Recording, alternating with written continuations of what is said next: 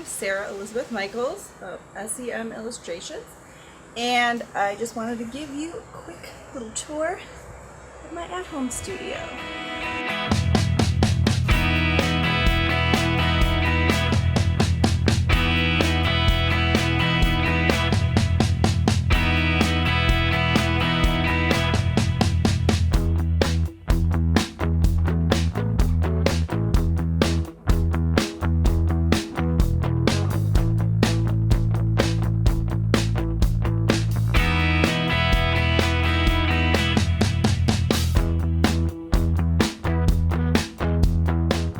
And that is the whole studio.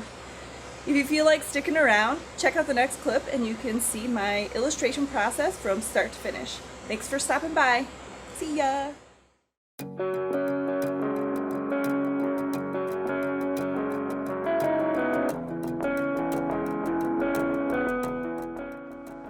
So I start off with pencil and paper, pretty much.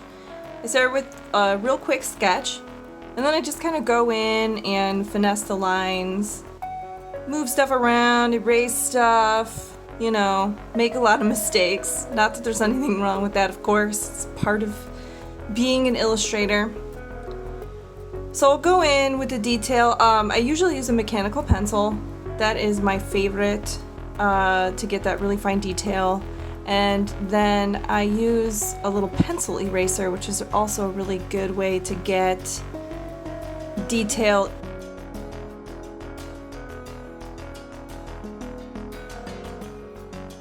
Yeah, sometimes the artwork can be a little tedious, but I think the end result is always worth it. It's worth the hand cramps. So I like to make my my people look somewhat sickly. That's just kind of my my look. So I go in and I do the shading.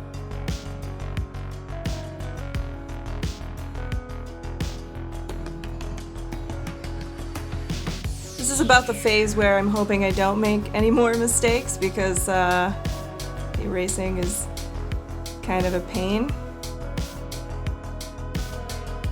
You can see kind of filling in all of the shading under the eyes, the wrinkles in little E.T.'s face. And then depending on what the background is going to be, I will typically do that part last. Sometimes I don't even know what my background's going to be until I complete the drawing in the front. As you can see, now I basically scan it at a really high resolution, bring it into Photoshop. I'll make some minor adjustments just to get good contrast.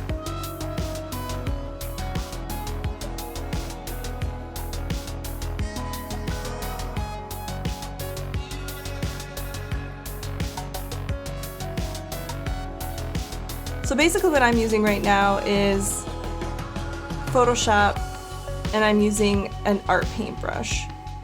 I'll switch back and forth between like a soft brush versus more textured brush. And then what I'll do is I'll go in, I'll color, I'll put the shade in, and then I will use the smudge tool to even everything out. And then this brush that I use for the hair, I really like it. You can get these brush packs online really anywhere, just to get like real realistic looking hair, or if you want to have like a bunch of strands showing but you don't want to do each one individually, like you can get really great hair brushes online for Photoshop. I love using those.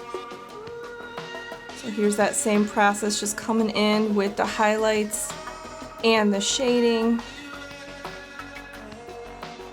You can see my sickly eyes.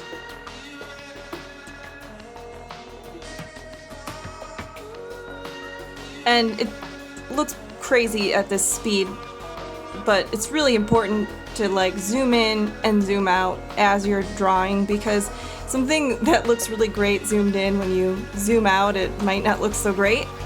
So it's always a good idea, even when you're coloring, to just stand back and look at what you've done, because you might need to go back in and maybe make some adjustments.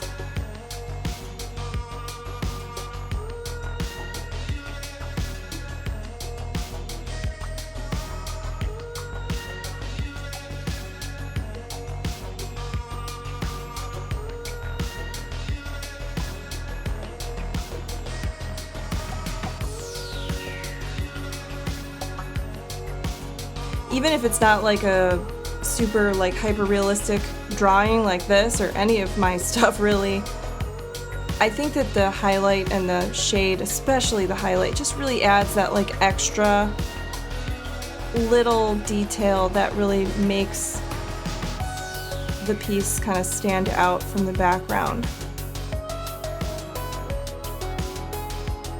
Okay, so here's the full color. Now I'm going to go in and do the background. Again, I usually do the background last, even when I'm coloring.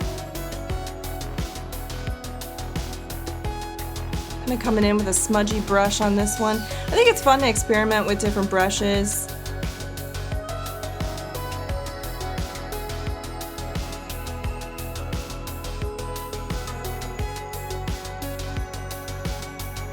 I like to use, especially for backgrounds, I like to use an oil paint brush.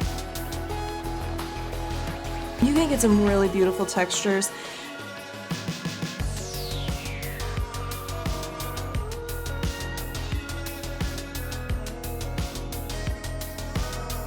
So here I am going in with the stars, which are green, but I'm doing that so that I can see what I'm doing.